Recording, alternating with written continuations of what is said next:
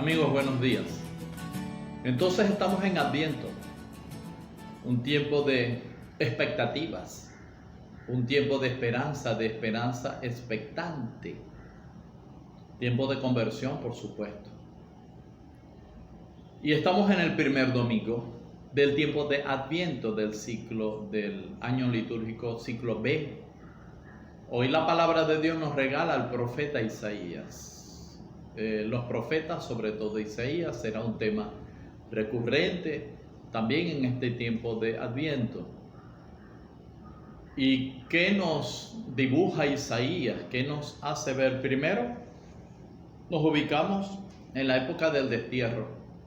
El pueblo está regresando y el pueblo perdió la esperanza. El pueblo, al perder la esperanza, no piensa en su futuro, sino en cómo hacer para subsistir. Y como perdió la esperanza en Dios, entonces perdió su identidad. Perdió su identidad. El profeta lo sabe. Y él habla de la justicia que ellos tienen como si fuera un vestido manchado. O como ellos se van marchitando como las hojas. Se van muriendo.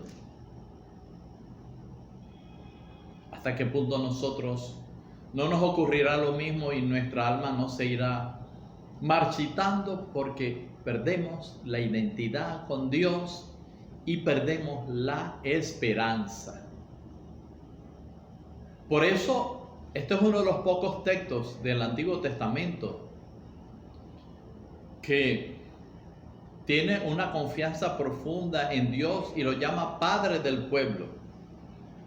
Los profetas a veces para hablar con Dios o hacer una petición decían: por nuestro padre Abraham, por Isaac, tu siervo, por Israel, por Jacob. Pero ahora deciden utilizar este epónimo Padre para Dios, el Padre del pueblo. Eres nuestro Padre. Y entonces con esta íntima confianza y esperanza, porque Isaías sabe con quién está hablando, le dice: ojalá se rasgasen los cielos y descendieras acá inmediatamente.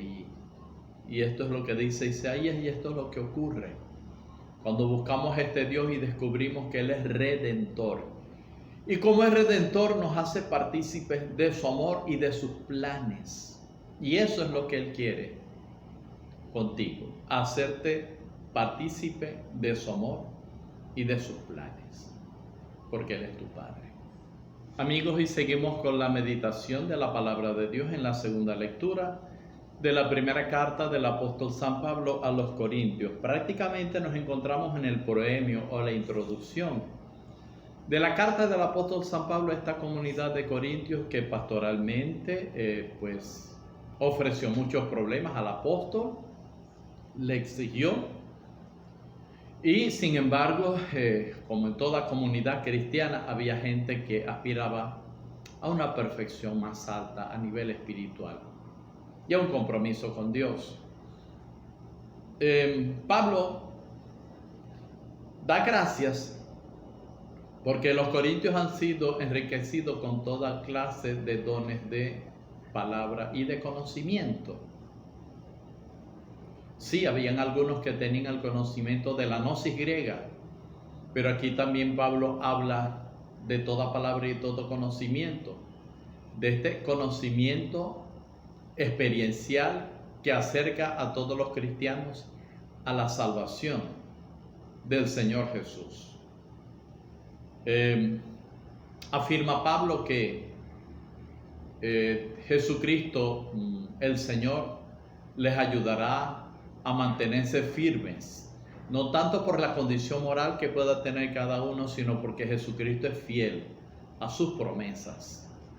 Y les invita a, ya finalizando, a vivir en koinonía. Koinonía significa esta unión con Jesucristo, con el Señor, pero una unión que también se expresa a través de los hermanos, a vivir en comunidad, en koinonía. Yo pienso que esto Este punto es importante que lo reflexionemos. Nuestra unión con Jesús debe ser impecable, pero también se debe manifestar esa unión a través de los hermanos. No ser un puente roto. No. No es que podemos agradarle a todo el mundo, pero debemos tener el esfuerzo desde Jesucristo, no por los afectos y la simpatía, sino desde Jesucristo, de tratar de vivir en comunión con los hermanos. Amigos hermanos, hoy nos toca meditar en el Evangelio según San Marcos. Uno de los emperadores que conocemos fue el emperador Calígula. En la época de Calígula, en la localización de Yania, los judíos habían derrumbado un altar que había sido hecho a un dios pagano, y como castigo Calígula decidió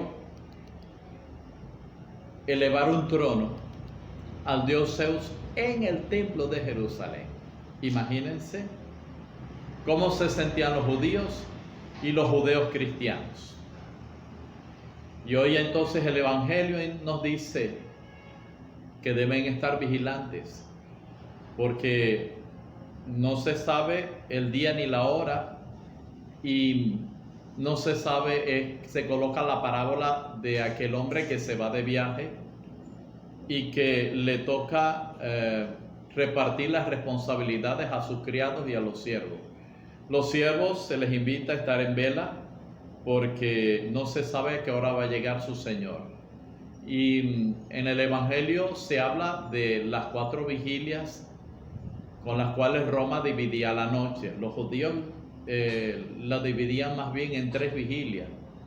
Pero bueno, dice, no sabe si el Señor va a llegar al atardecer, a la medianoche, al canto del gallo o al amanecer. Estén en vela, es lo que dice. ¿Y qué significa estar en velas? Estar prevenido, es vivir en luz. Y vivir en la luz significa amar a Dios, es vivir en perdón, en arrepentimiento. Vivir en la luz es tener compasión y misericordia. Vivir en la luz es amar al prójimo y ser fieles, no dejarse dominar por la oscuridad.